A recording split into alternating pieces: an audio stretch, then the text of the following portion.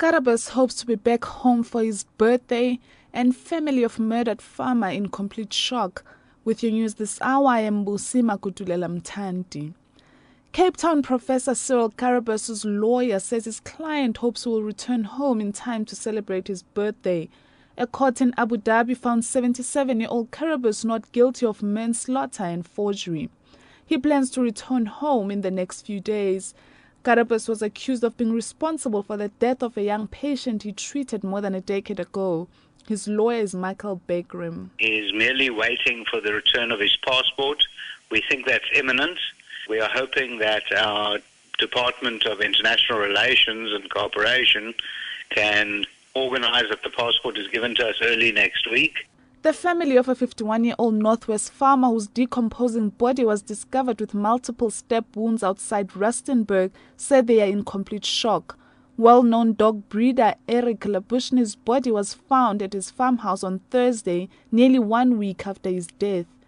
His elderly mother, who suffers from Alzheimer's disease, was found severely dehydrated in a locked bathroom a day after his son's body was discovered.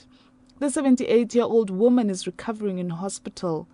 Northwest Premier Thandi Modise says Labushny's death highlights the need for farmers to keep in regular contact with each other. Family friend Mark Walter says this is an extremely painful experience. It came as a huge shock.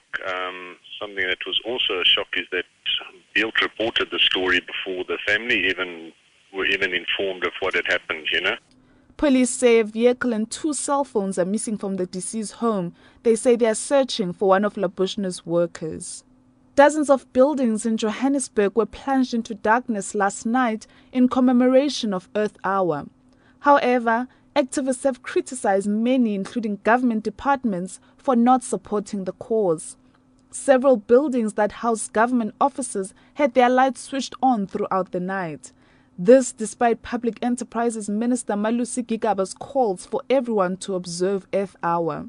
Some offices at Eskom's Megawatt Park still had their lights on. Soccer supporters around the country say they kept their lights on to support Bafana, who beat the Central African Republic 2-0 in a World Cup qualifier at the Cape Town Stadium last night. And finally, 5 people have been shot and wounded in 2 separate incidents in Mitchell's Plain and Elsa's River in the Cape Peninsula. Police say on Friday evening a group of men were sitting outside a block of flats in Clark Estate, Elsa's River, when 2 gunmen fired several shots. Spokesperson Tembiko Sikinana says 4 men were wounded during the incident and taken to hospital. Police are investigating whether the incident is gang-related. On the same evening, a 22-year-old man was shot and wounded in Lettergir, Mitchell's Plain. Kinana says the man was wounded during a drive-by shooting. He was rushed to hospital and no arrests have been made.